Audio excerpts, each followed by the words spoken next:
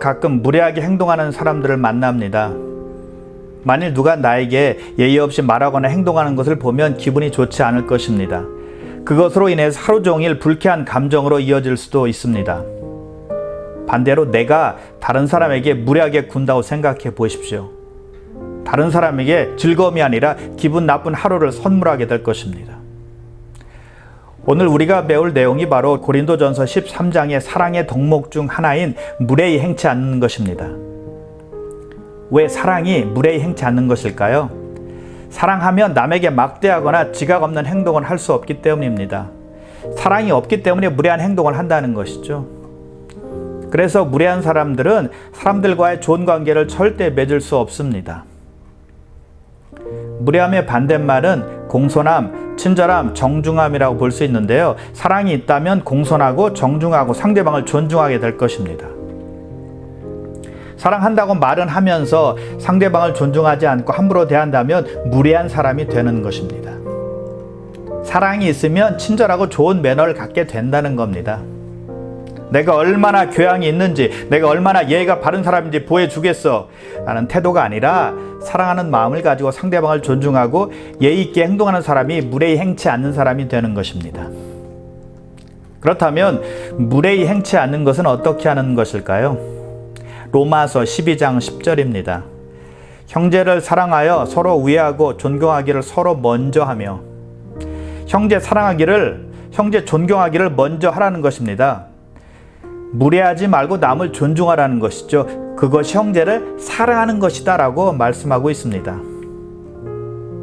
거칠고 무례하게 행동하는 사람을 굉장히 남자답다, 강하다, 멋있다 라고 생각하는 사람들이 있습니다. 그러나 사실은 무례하게 구는 사람은 강한 사람이 아니라 약한 사람일 수 있습니다. 약한 것을 커버하기 위해서 강한 척할 수 있다는 것입니다.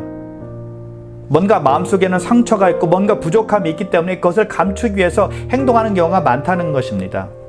한마디로 아직 성숙하지 못해서 그렇습니다. 베드로전서 2장 17절인데요. 무사람을 공경하며 형제를 사랑하며 하나님을 두려워하며 왕을 존대하라. 왕은 물론이고 무사람들을 공경하라는 것입니다. 즉 모든 사람들을 존중하고 공경하라는 것이죠. 가장 가까운 배우자로부터 시작해서 자녀, 부모님, 회사의 상사 또는 직원, 교회의 성도님, 교회의 목사님을 공경하라는 것입니다. 즉 모든 사람을 공경하라는 거예요. 크리스천이 아닌 사람들에게는 어떻게 행동해야 할까요? 또는 믿는 우리를 적대시하는 사람들에게는 어떻게 행동해야 할까요? 그분들에게도 역시 존중함으로 공손하게 대해주어야만 합니다. 모든 사람들에게 예의 바르게 친절하게 대해주어야 한다는 것입니다. 만일 내가 사람을 가려서 좋아하는 사람에게는 공손하게 대하고 마음에 들지 않는 사람에게는 무례하게 대한다면 나는 공손한 사람이 아니라는 겁니다. 사랑을 행하는 사람이 아니라는 겁니다. 무례히 행하는 사람이 된다는 것입니다. 왜요? 성경은 모든 사람을 다 공경하라고 말씀하고 있으니까요. 물론 무례한 것에 대한 기준은 나라와 사회와 문화에 따라서 조금씩 다를 수는 있을 겁니다. 그러나 좋은 매너와 공손함과 친절함이 성경적인 원리라는 것을 절대 잊어서는 안 된다는 것입니다. 남의 입장을 고려하지 않고 배려함이 없는 행동은 남을 무시하는 행동밖에 되지 않기 때문입니다. 공손함이 사랑의 행위라는 것을 기억해야 한다는 것입니다. 그래서 사랑은 무례히 행치 아니하고 라고 말씀하고 있는 것입니다.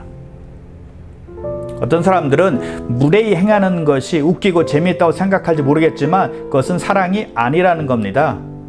그것은 잘못된 행동이요, 잘못된 생각이요, 엉터리 세상 문화인 것입니다. 사랑의 특징은 예의 바르게 행동하는 것이고 자신의 행동이 다른 사람들에게 미칠 영향에 관심을 가지는 것이기 때문입니다. 그래서 사랑하는 사람은 바르게 행동하는 사람이 된다는 것입니다. 자, 그렇다면 왜 우리는 무례히 행치 않고 공손하게 행하는 사람이 되어야만 할까요? 이유가 무엇일까요? 먼저 하나님께서 모든 사람을 창조하셨기 때문입니다. 시편 139편 13절인데요. 주께서 내 내장을 지으시며 나의 모태에서 나를 만드셨나이다. 하나님께서 어머니 뱃속에서 나를 만드셨다는 것입니다. 나만 그런가요? 어떤 특정한 사람만 그런가요? 아니라는 것입니다. 모든 사람이 다 마찬가지라는 것입니다. 모두 다 신묘막측하게 지음받은 하나님의 창조물들이라는 것입니다. 내가 상대하고 싶지 않은 사람들까지도 역시 하나님께서 만드셨다는 거예요. 그래서 우리는 모든 사람들에게 공손하게, 친절하게, 정중하게 대해줘야 한다는 것입니다. 그리고 우리는 왜 공손한 사람이 되어야 할까요? 하나님께서 우리에게 명령하셨기 때문입니다. 우리는 나를 좋아해주는 사람에게는 상냥하고 공손하게 대하지만 그렇지 않은 사람에게는 마음대로 대하는 경향이 있습니다. 좀 아무렇게나 대도 되고 좀 무례하게 행동해도 된다라고 생각하기가 쉽다는 것입니다. 믿는 사람들 중에서도 예수 믿지 않고 성경과 관계없이 사는 사람들에게는 좀 무례해도 괜찮아 라고 생각하는 분들이 있습니다. 그러나 성경은 이렇게 말씀하고 있습니다. 베드로전서 3장 15절인데요. 너희 마음에 그리스도를 주로 삼아 거룩하게 하고 너희 속에 있는 소망에 관한 이유를 묻는 자에게는 대답할 것을 항상 준비하되 온유와 두려움으로 하고. 믿지 않는 사람들에게 언제든지 예수를 믿는 소망에 대해서 대답할 준비를 하고 있으라는 것입니다. 그리고 그분들에게 온유와 두려움으로 대하라는 거예요. 여기서의 두려움은 존중하는 마음을 말하는 것입니다. 친절하게, 공손하게, 존중하는 마음으로 대하라는 것입니다. 누구에게요? 믿지 않는 사람들에게요. 사실 우리가 살다 보면 아주 무례하고 상스럽고 막대먹은 사람들을 만날 때가 있습니다.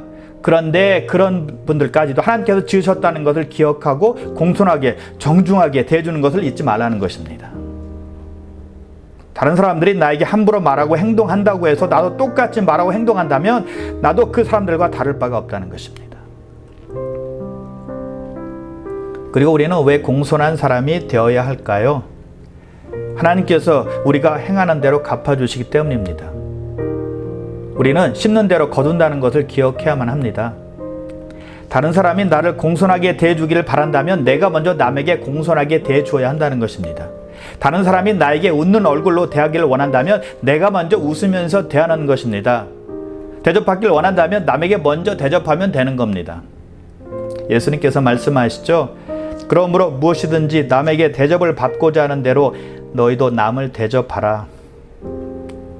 남에게 함부로 대하면서 좋은 대접받기를 원한다면 어불성설이라는 것입니다. 이치에 맞지 않는다는 겁니다. 말도 안 된다는 것입니다. 주는 대로 받기 때문입니다. 행한 대로 돌아오기 때문입니다. 잠언 11장 17절입니다. 인자한 자는 자기의 영혼을 이롭게 하고 잔인한 자는 자기의 몸을 해롭게 하느니라. 내가 인자하게 대하면 나에게 돌아오는 것이 인자함이기 때문에 나의 영혼을 이롭게 한다는 것입니다. 반대로 잔인하게 대하면 잔인함이 돌아오기 때문에 나를 해롭게 한다는 것이죠.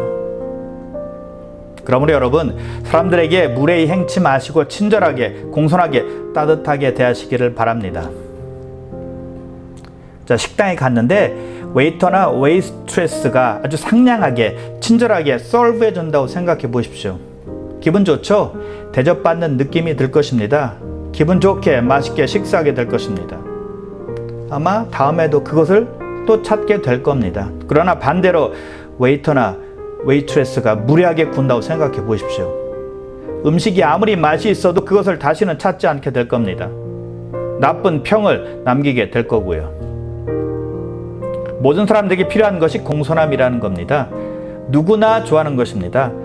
사람을 즐겁게 해주기 때문이죠.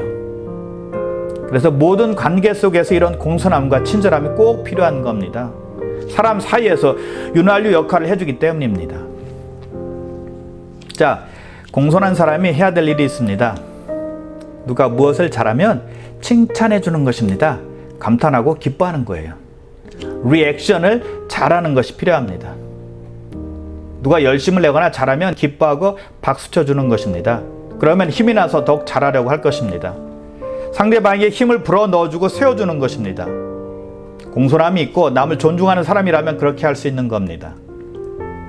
그리고 공손한 사람은 항상 땡큐를 잘하는 사람입니다. 반대로 잘못했으면 미안하다라고 말할 줄 아는 사람이죠. 예의 바르고 공손한 사람이 그렇게 하는 겁니다. 여러분, 무례한 사람은요, 아무리 귀한 것을 받아도 감사하지 않습니다. 잘못해도 미안하다라고 말하지 않아요. 예의 없고 무례한 사람의 특징입니다. 또 이런 사람이 있습니다. 집 밖에서는 친절하고 공손한데 집에만 들어오면 공손하지 않은 사람이 있어요. 집안 사람에게 막대하는 사람이 있다는 것입니다. 이것은 뭔가 잘못된 거예요. 집 밖에서나 집 안에서나 교회에서나 똑같아야 한다는 것입니다. 요한복음 13장에 보면 예수님께서 제자들과 함께 저녁을 드시다가 일어나서 겉옷을 벗고 수건을 가져다가 허리에 두르시고 대야에 물을 떠서 제자들의 발을 한 사람씩 닦아주십니다. 예수님 당시에는 걸어다니는 도로가 마른 흙이었고 사람들은 샌들을 신고 다녔기 때문에 바깥에 나갔다가 집에 들어오면 발이 무척 더러웠습니다. 그래서 손님이 자기 집에 들어오면 물로 발을 씻겨주는 것이 예의였습니다. 손님을 초대한 집의 종들이나 자녀들이 발 씻어주는 역할을 감당했습니다. 그런데 우리 예수님께서는 제자들의 발을 직접 씻겨주신 것입니다. 제자들이 무척 놀랐죠. 자기들의 선생이 그렇게 하셨으니까요.